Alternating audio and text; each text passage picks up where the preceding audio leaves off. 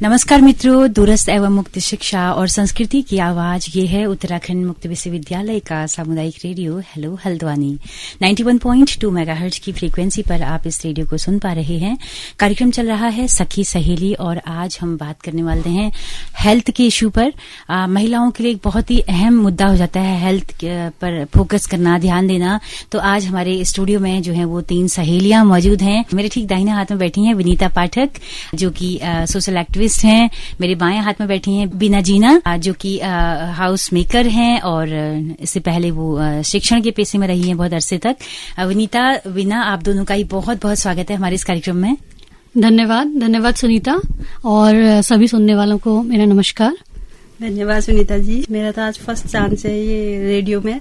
जी बिल्कुल, मुझे बहुत खुशी हो रही है। ये रेडियो के लिए बहुत विनीता सौभाग्य की बात है कि फर्स्ट चांस वाली महिलाओं को हम यहाँ तक ला पा रहे हैं। बिल्कुल सही बात, क्योंकि ऐसा है कि चाहे वो हाउस मेकर हो, चाहे वो काम करती हुई हो या फिर वो कोई किसी भी क्षेत्र में हो महिला, पर ऐसे मौके कम मिलते हैं कि वो मंच पर आकर या आगे आकर अपनी बात कह सकें।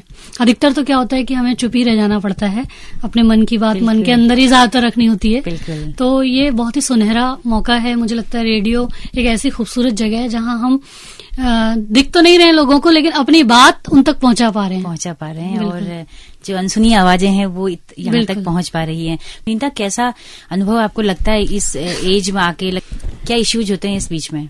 वैसे मैं तो यही कहना चाहूंगी कि महिलाओं के साथ तो इश्यूज ही इश्यूज हैं अगर देखा जाए तो, लेकिन गहराई से अगर देखें तो ज्यादातर जो हेल्थ इश्यूज हैं हमारे, उनको हम हमेशा दबा देते हैं।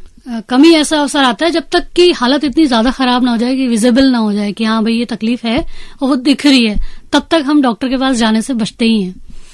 लेकिन अभी हम लोगों को लगा कि काफी समय से हमें लग रहा था कि छोटे छोटे हेल्थ इश्यूज कुछ हो रहे हैं हमें लंबे समय से और हम उसे इग्नोर कर रहे हैं। कभी काम की वजह से, कभी घर गृहस्थी के कामों की वजह से, कभी मेहमानदारी है, कभी त्योहार है, कभी कुछ है, ऐसे टालते जा रहे थे। तो फिर फाइनली हम लोगों ने मिल बैठ करके, हम तीनों दोस्तों ने तय किया कि अब बहुत हो चुका है, अब हम अपने साथ मजाक नहीं करेंगे, अब हम अपने हेल्थ इश्यूज को लेकर थोड़ा सीरियस हो जाएंगे और इसी के चलते फिर हम लोग आज यहाँ पहुंचे हैं हॉस्पिटल। मुझे तो आज इतनी खुशी हो रही, मुझे आज लग रहा है कि यही है कि मी टाइम कहते हैं ना जो जिसे, क्या बात है, वही लग रहा है कि असल जिंदगी का जो मी टाइम आज मैंने स्पेंड किया है जी, वो आज ही है। जी क्या बात है। तो विनीता, आपने बहुत ही अच्छी बात कही कि हम तमाम जरियों से टालते रहते हैं चीजों को और समस्याएं जब बढ़ जाती हैं और हमारा कोई अल्टरनेट नहीं होता कि हमारी कोई जगह ले सके, हम आराम करें, तो हमारे लिए ही दिक्कत है कि अगर हम बहुत देर में दिखा रहे हैं तो उसका मुझे लगता है खामियाजा भी हम ही को भुगतना पड़ता है। बिल्कुल, हमें फिर हमारे परिवार को, हमारे आसपास को, सभी को फिर भुगतना ही पड़ता है वो। तो इसलिए मैं अपनी सभी सुनने वाली बहनों से कहना चाहूंगी कि प्लीज कृपया आप अपने स्वास्थ्य के संग बिल्कुल भी नाइंसाफी मत करिए, खिलवाड़ मत करिए, बिल्कुल नजरअंदाज मत करिए। जैसे ही आपको महसूस हो रहा है कि हाँ नॉर्मल चीजों से अलग हटकर आपके शरीर में कुछ चीजें हो रही हैं, तो आप तुरंत अपने लिए समय निकालिए। आप आपके घर में कोई सदस्य नहीं है ऐसा जो आपको सहयोग कर सके, सब बिजी हैं, व्यस्त हैं, तो आप अपने दोस्तों, जैसे हम लोगों ने तय किया कि चलिए भाई पति अपने अपने कामों में व्यस्त हैं, नौकरी के लिए बाहर हैं या इधर उधर हैं, बच्चे छोटे हैं, आप किसी से हेल्प नहीं ले सकते, कहने में संकोच भी लगता है कि कैसे बताएं कि हम बीमार हैं। तो हम दोस्तों ने तय किया कि नहीं, हम एक दूसरे के साथी बनेंगे, हम सुख में साथी हैं, हम बातें करने में साथी हैं, हम गपशप में साथी हैं, तो हम इस मुद्दे को भी लेकर के साथ आएंगे। और फिर हमारी जो सबसे सजग सहेली है सुनीता, उन्होंने अथक प्रयास किया, सवेरे आकर हमारे लिए नंबर लगाया और हम दोनों, क्योंकि हमारा डिस्टेंस बहुत ज्यादा है हॉस्पिटल से, बहुत दूर हम लोग रहते हैं, फिर हम दोनों अपनी स्कूटी में को लेकर के हम यहाँ पहुंचे हैं और तमाम जद्दोजहद के बाद हमने दिखा लिया है। अभी फैसला आना बाकी है क्योंकि रिपोर्ट्स आनी अभी बाकी है, तो उसके बाद तय होगा कि आगे हमें क्या करना है। तो ये एक बहुत सुखद और अच्छा अनुभव था और एक देखा जाए तो हमने इसे एंजॉय किया। एक तो आउटिंग हो गई हमारी, हम बाहर निकल पाए, दूसरा हम दोस्तों के संग टाइम स्पेंड कर पाए, अपने सहेलियों के संग, चाहे हॉस्पिटल में ही सही। बिना, आपको कैसा लगा? क्योंकि आपका हेल्थ इश्यू था, हस्बैंड को छुट्टी लेनी पड़ती एक दिन, तब जाके आप दिखाने आते, या फिर आप भी अकेले मतलब उतना एकदम एक्टिवली नहीं कर पाते, दोस्तों के साथ में मिलजुल के हमने चेकअप भी करा लिया, कैसा आपको फील हो रहा है? बहुत अच्छा लग रहा है। मेरा तो सबसे जो काम सुगम किया वो विनीता जी ने किया और उसके बाद और दूसरा आज मैं यहाँ यूनिवर्सिटी में फर्स्ट टाइम आई हूँ और मैं यहाँ की स्टूडेंट भी रही हूँ हूँ अभी BA पार्ट 1 हाँ। जी। तो ये मेरे लिए आज बहुत अच्छा दिन कहूंगी मैं से कि मैं अपनी यूनिवर्सिटी में भी आई, अपने दोस्तों के संग मिली और अपने हेल्थ इश्यूज के बारे में भी मैंने कुछ सोचा आज के दिन।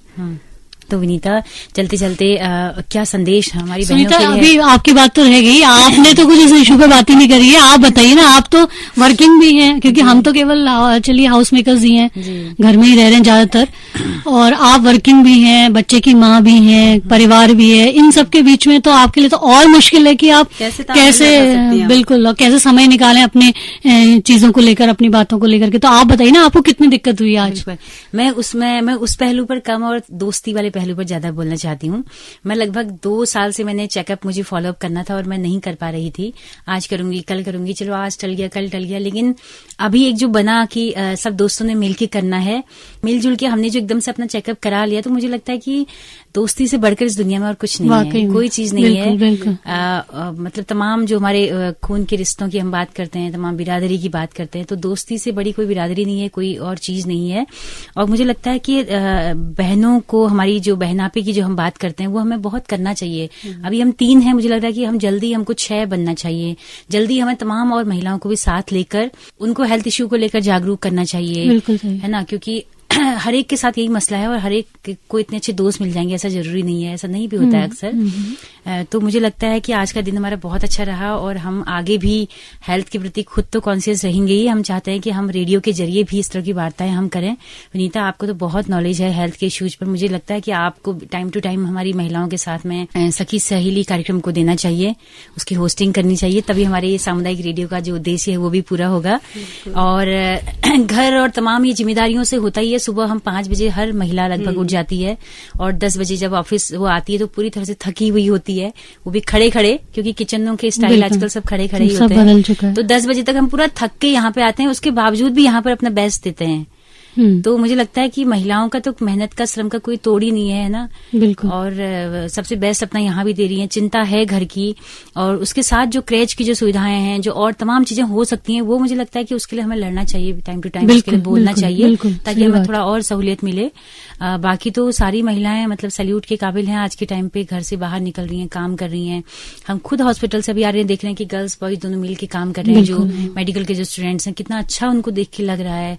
और महिलाओं के ऐसे ऐसे इश्यूज पर साथ पढ़ रहे हैं, ऐसे मुद्दों पर जिन पर बोलना भी वर्जना जिन पर होती है, उस पर साथ पढ़ रहे हैं। उस तरह के वर्ड्स का इस तरह से इस्तेमाल साथ में हो रहा है, तो एक बहुत अच्छा था देखना अनुभव मेडिकल के स्टूडेंट्स को, क्यों नहीं था? बिल्कुल बिल्कुल सही बात। और कमाल की बात तो ये लग रही थी कि सब छोटे छोटे बच्चे एकदम फ्रेशर्स अभी निकल के आ रहे हैं और डॉक्टर एक तरफ पेशेंट को देख रही है और उसी चीज को वहाँ पर स्टूडेंट्स को समझा रही है, मतलब क्लास भी साथ में चल रही है और प्रैक्टिकल भी चल रहा है। बिल्कुल बिल्कुल।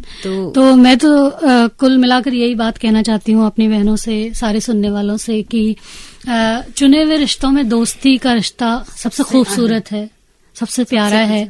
तो आप सारी महिलाएं जो भी हैं, जो चाहे वर्किंग हैं, घर में रहती हैं या कुछ भी कर रही हैं, वो खूब सारी सहेलियां बनाइए, खूब सारी दोस्ती बनाइए, खूब बातें करिए, अपने बारे में बातें करिए, अपने हेल्थ इश्यूज को लेके बातें करिए, अपने घर परिवार। मैं तो यहाँ तक बोलती हूँ खुलेआम, कि सब बोलते हैं ना कि महिलाएं चुगली करती हैं, मैं तो कहती हूँ खूब चुगली करो, जितनी हो सकती है उतनी चुगली करो, अकेले मत रहो, चुप मत बैठो और अपनी जो सोच है उसको बाहर निकालो। बिल्कुल, मन की बातों को करो। बिल्कुल, यही मैं कहना चाहूंगी। अभी आप क्या कहना चाहेंगी चलते चलते हमारी बहनों के लिए, क्या संदेश देंगी? क्योंकि आप पहली बार रेडियो में आई हैं, तो आप खुद अभी जिम्मेदारियों में हैं और जल्दी ही इससे निपट जाएंगी। आप जब बच्चे थोड़ा बड़े होंगे तो आप भी कुछ न कुछ करेंगी, क्योंकि आप पढ़ाई भी कर रही हैं, टीचिंग के पेशे में आएंगी। तो अभी का पीरियड कैसा आपको लग रहा है और चलते चलते क्या आप बहनों के लिए कहना चाहेंगी, जो होम मेकर्स जो बहन है उनके लिए?